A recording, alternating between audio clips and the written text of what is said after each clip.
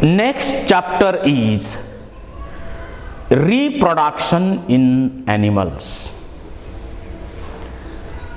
आता या चॅप्टरमध्ये सुरुवातीला आपल्याला asexual reproduction in lower animals हा स्टडी करायचा आहे आणि त्याच्यानंतर सेक्शुअल रिप्रोडक्शनमध्ये ह्युमन रिप्रोडक्शन हाच या चॅप्टरचा मेजर पार्ट आहे.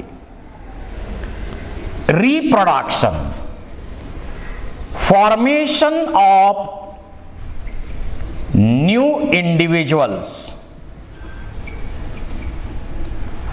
From pre existing one. पूर्वीच्या सजीवांपासून नवीन सजीव परत परत परत परत निर्माण होणे याला आपण म्हणतो reproduction. It is a most important basic feature of life. It helps to maintain the continuity of life on earth because death is a role of nature. Death हा निसर्गाचा नियम आहे. त्यामुळं लाईफची कंटिन्युटी या अर्थ वरती मेंटेन करण्यासाठी रिप्रोडक्शनची आवश्यकता आहे. जे युनिसेल्युलर ऑर्गॅनिझम आहेत त्यांच्यामध्ये समजा ही पॅरेंटल सेल आहे, या पॅरेंटल सेलचं कन्व्हर्जन डॉटर सेल्स मध्ये होतं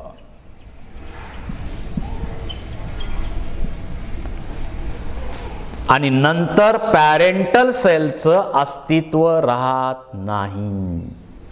so parental cell itself converted into daughter cells आणि पुन्हा यापासून पुन्हा डॉटर सेल्स बनणार, यांचं अस्तित्व पुन्हा राहणार नाही. So the unicellular organisms are immortal. Unicellular organisms जे आहेत ते इमॉर्टल आहे. There is no natural death. परंतु हायर ऑर्गॅनिझम मध्ये असं होतं का, नवीन इंडिव्हिज्युअल जन्माला आल्यानंतर पॅरेंट सुद्धा राहतात, पण इथं मात्र तसं नाही आहे. म्हणून युनिसेल्युलर ऑर्गॅनिझम्स कसे आहेत, नॅचरल इमॉर्टल आहेत. There are two main methods of reproduction like asexual reproduction and sexual reproduction. Asexual reproduction मध्ये there is no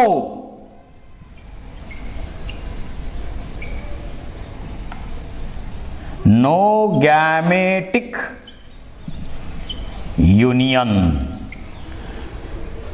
गॅमेट्स तयार होत नाहीत, गॅमेटचं फ्युजन होत नाही. आणि ज्या रिप्रोडक्शनच्या मेथडमध्ये गॅमेटचं फ्युजन न होता नवीन इंडिव्हिज्युअल बनतात त्याला आपण म्हणतो असेक्शुअल रिप्रोडक्शन. ज्या सेल्स पासून नवीन इंडिव्हिज्युअल बनतात त्याला ब्लास्टॉस आपण म्हणतो. ब्लास्टॉस असं आपण त्या सेल्सना म्हणतो. युनिपॅरेंटल आहेत, एकच पॅरेंट त्यामध्ये इन्व्हॉल्व होतो, एकच पॅरेंट यामध्ये इन्व्हॉल्व होतो. आणि नवीन इंडिव्हिज्युअल जे असतात they are genetically similar to parents. Same to same parent सारखे असतात म्हणून त्याला आपण क्लोन्स पण म्हणू शकतो. ज्या पार्ट पासून ते बनतं त्याला ब्लास्टॉस म्हटलेलं आहे आपण. आणि हे जेनेटिकली सिमिलर इंडिव्हिज्युअल असतात, त्यांना आपण क्लोन्स म्हणतो. यामध्ये ही मेथड कशी आहे? कंपॅरेटिव्हली ही मेथड इझी आहे, फास्ट आहे आणि नवीन इंडिव्हिज्युअल मोठ्या प्रमाणावर या मेथडनं बनवता येतात. हे काही असेक्शुअल रिप्रोडक्शनचे फायदे आहेत. यानंतर आपल्याला काही लोअर ऑर्गॅनिझम्स मध्ये असेक्शुअल रिप्रोडक्शनची प्रोसेस कशी होते याचा स्टडी करायचा आहे. पहिला स्टडी आपण इथं करणार आहे. असेक्शुअल रिप्रोडक्शन मध्ये बायनरी फिशन. बायनरी फिशन म्हणजे एका सेलच्या दोन होणार, दोनाच्या चार, चाराचं रूपांतर 8 मध्ये, 8चं 16 मध्ये, 16चं 32 मध्ये, 32चं 64 मध्ये अँड सो ऑन. त्याला आपण बायनरी फिशन म्हणतो. ठराविक वेळेमध्ये त्या cell double double double double double होतात. Binary fission. जर आपण अमिबा विचारात घेतला तर त्याच्यामध्ये मल्टिपल बायनरी फिशन आहे. Multiple binary fission is present in amoeba. Amoeba मध्ये आहे. त्याच्यानंतर आपण पॅरमॅसियम चं एक्झाम्पल विचारात घेतलं तर हा जो पॅरमॅसियम आहे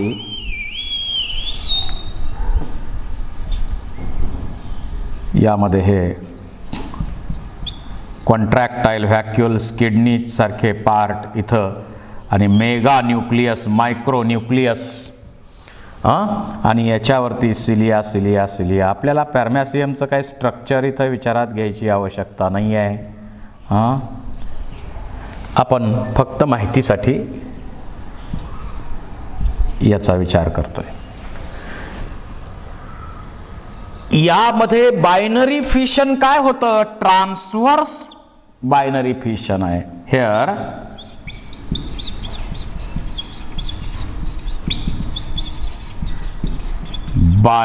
transverse binary fission takes place. म्हणजे यातला मेगा न्यूक्लियस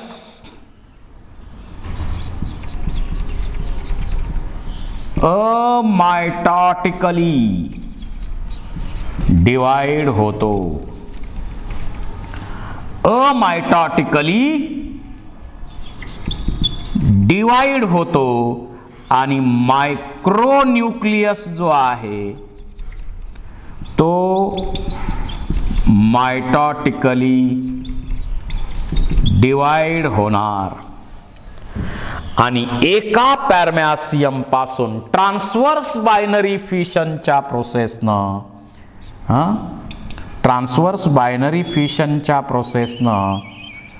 दोन पॅरमॅसिया तयार होणार.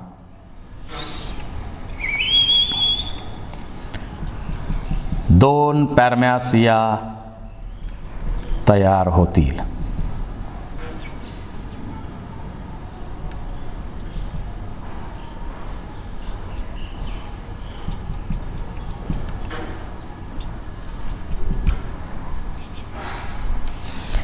एका पॅरमॅसियम पासून ट्रान्सव्हर्स बायनरी फिशन होऊन दोन पॅरमॅसियम बनतील. म्हणजे पॅरमॅसियम मध्ये बायनरी फिशन जे होतं ते ट्रान्सव्हर्स बायनरी फिशन आहे. त्यानंतर युग्लिना, याला प्लांट म्हणजे ह्याला प्लांट ॲनिमल या दोघांची कनेक्टिंग लिंक समजलं जातं. फोटोसिंथेसिस करणारा प्रोटिस्ट आहे.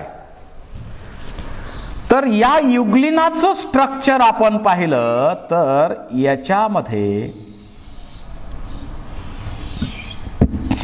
याच्यामध्ये सिंगल फ्लॅजेल आहे आणि या युग्लिनामध्ये असं लॉन्जिट्युडनल बायनरी फिशन होतं.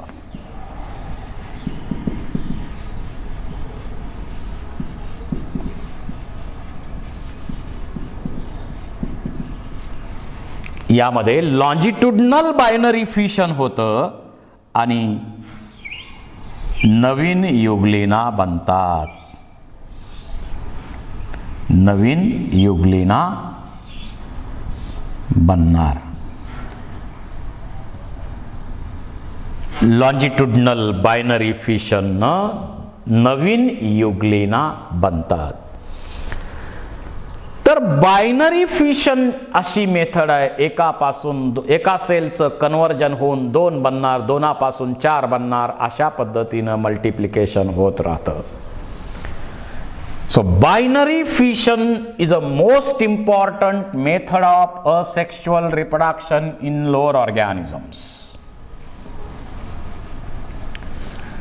बायनरी फिशनच्या प्रोसेस नंतर आपल्याला स्टडी करायचं आहे बडिंग. कोंब येणे, बड तयार होणे. जसं आपण स्पॉन्जेस मध्ये पाहिलं तर या स्पॉन्जेस मध्ये इंटरनल बड तयार होतो. असा जो इंटरनल बड इथं तयार होतो त्याला आपण जिम्यूल म्हणतो. काय असतं या जिम्यूल मध्ये? या जिम्यूल मध्ये इनर साइडला इथं जे सेलचं मास दिसतं या सेल्स असतात आर्किओसाइट सेल्स आणि मग याला सराउंडेड एक आउटर लेयर आहे, इनर लेयर आहे आणि या ठिकाणी एक ओपनिंग आहे. या ठिकाणी एक ओपनिंग आहे, याला आपण म्हणतो मायक्रोपाईल. आणि मग याच्यावरती इथं सिलिकाचे स्पिक्युल्स असतात. असा हा इंटरनल बड जो आहे याला आपण म्हणतो जिम्यूल. आणि हा इंटरनल बड आता या मायक्रोपाईल मधून बाहेर पडणार आणि याच्यापासून नवीन ॲनिमल बनणार. अशा प्रकारे इंटरनल बडिंगची प्रोसेस होऊन स्पॉन्जेसमध्ये असेक्शुअल रिप्रोडक्शन होतं. त्याच्यानंतर एक्सटर्नल बडिंगचं एक एक्झाम्पल आपल्याला इथं स्टडी करायचं आहे. एक्सटर्नल बडिंग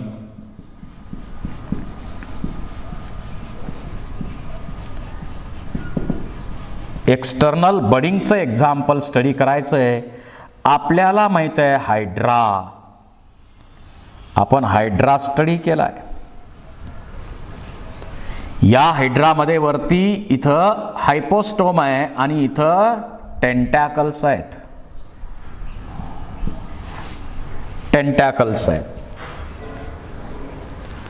या हायड्रामध्ये होतं काय तर एक्सटर्नल इथं एक्टोडर्मल सेल्स अगोदर डिवाइड होणार पुन्हा आणि इथं बड तयार होणार. हा बड पुढं वाढत जाणार. एक्सटर्नल बड तयार होतो, तो वाढत वाढत वाढत वाढत जातो. याच्यावरती पण टेंटॅकल्स तयार होतात आणि मग शेवटी हा बड सेपरेट होणार. समजा हा हायड्रा आहे, हे टेंटॅकल्स त्याचे असतील आणि मग हा बड सेपरेट होतो. हा बड सेपरेट होतो आणि याचा बनला नवीन हायड्रा. हा झाला नवीन हायड्रा. याच्याशिवाय हायड्रामध्ये फ्रॅगमेंटेशनची मेथड सुद्धा आहे.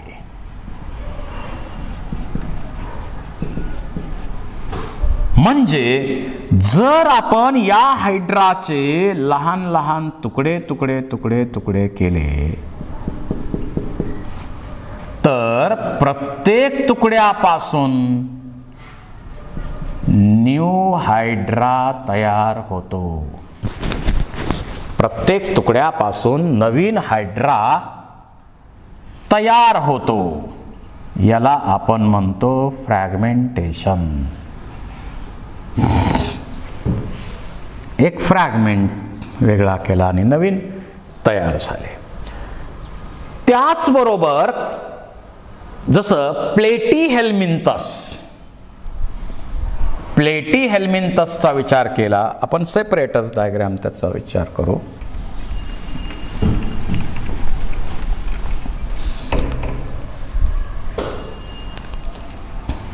रिजनरेशन.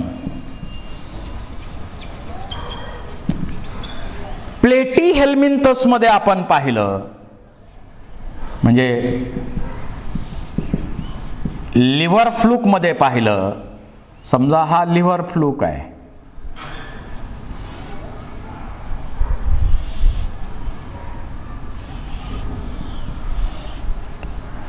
जर याचे तुकडे केले तर हा जो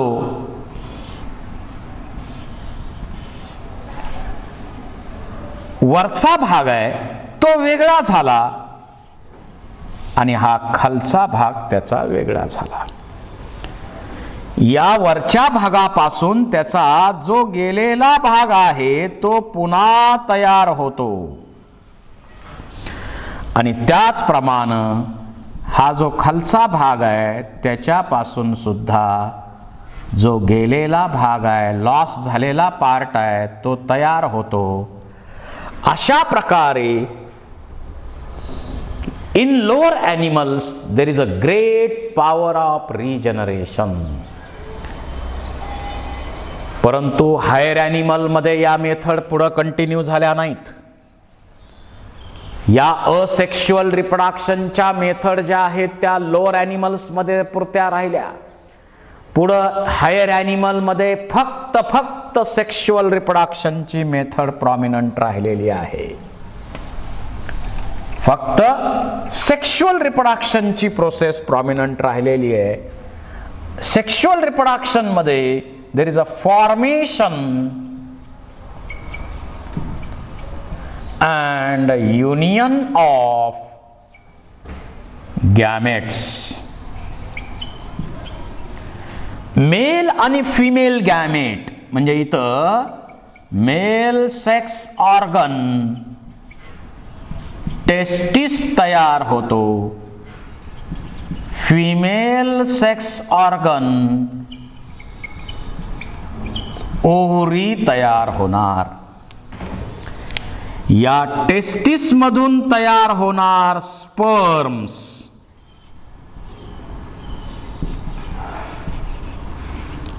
ओव्हरी मधून तयार होणार एग आणि या दोघांचं युनियन होऊन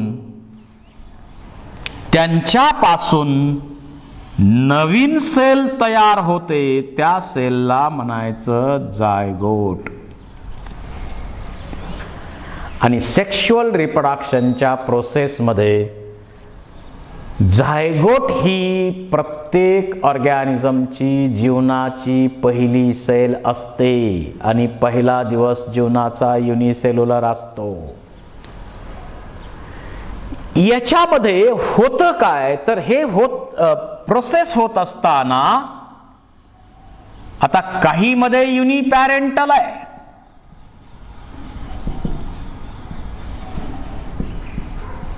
अर्ली ग्रुपमध्ये युनिपॅरेंटल आहे, म्हणजे दोन्ही सेक्स ऑर्गन एकाच बॉडीमध्ये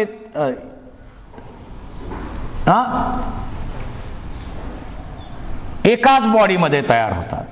त्याला आपण म्हणतो बायसेक्शुअल, किंवा आणखी एक टर्म आहे हार्मॅफ्रोडाइट. दोन्ही सेक्स ऑर्गन एकाच बॉडीमध्ये तयार होतात, एकाच बॉडीमध्ये तयार होतात आणि त्यामध्ये सेल्फ फर्टिलायझेशन प्रोसेस होते. ठीक आहे, सेक्शुअल रिप्रोडक्शनची प्रोसेस अस्तित्वात आली कारण सेक्शुअल रिप्रोडक्शनच्या प्रोसेसचा मेन पर्पज आहे रिकॉम्बिनेशन, मियोसिस डिव्हिजन मध्ये होणार. Recombination leads to variation, variation leads to adaptation, and that leads to formation of new species that is called as evolution. कारण इथं असेक्शुअल रिप्रोडक्शनचा इव्होल्यूशनशी काही संबंध येत नाही. जेवढे व्हेरिएशन जास्त तेवढं इव्होल्यूशन फास्ट, आणि ते घडलेलं आहे सेक्शुअल रिप्रोडक्शनच्या प्रोसेसनं. पुढची पिढी जास्त बेटर अडॅप्टेड आहे, त्याच्या पुढची पिढी आणखी सुपेरियर, त्याच्या पुढची पिढी आणखी superior, superior superior superior superior पिढ्या पुढच्या बनवल्या जातात. हे सेक्शुअल रिप्रोडक्शनच्या प्रोसेसचं वैशिष्ट्य आहे. आता सुरुवातीला जरी हार्मॅफ्रोडाइट असले तर त्याच्यामुळं म्हणजे बायसेक्शुअल असल्यामुळं काय बायसेक्शुअलिटीचा फायदा आहे?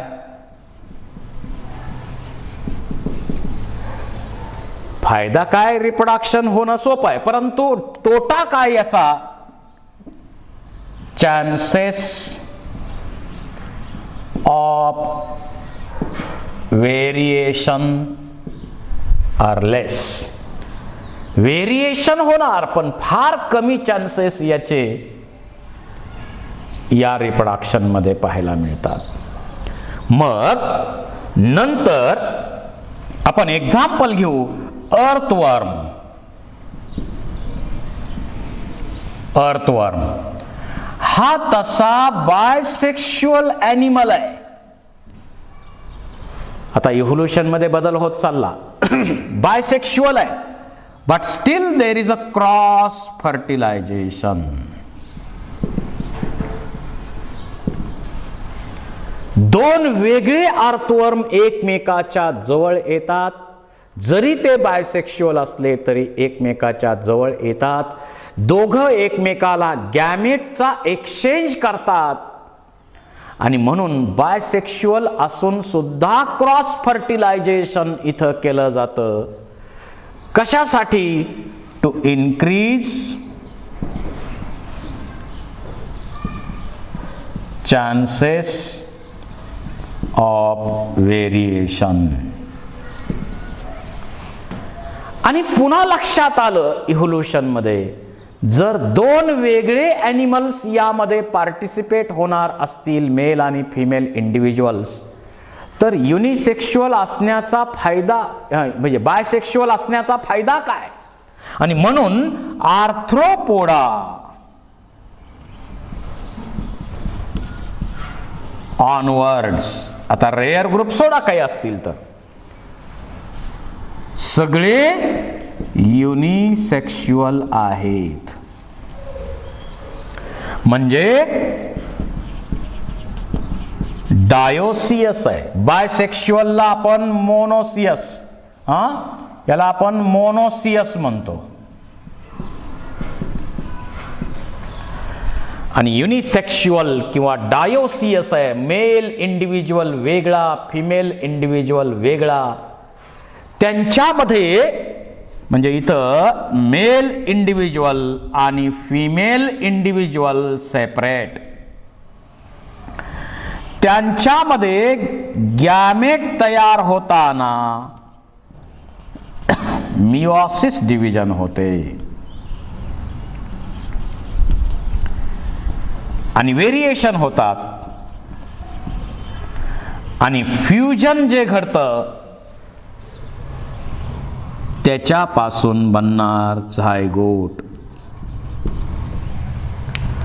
आता काही ग्रुपमध्ये फर्टिलायझेशन एक्सटर्नल आहे, पण पुन्हा लक्षात आलं काही ग्रुपमध्ये इथं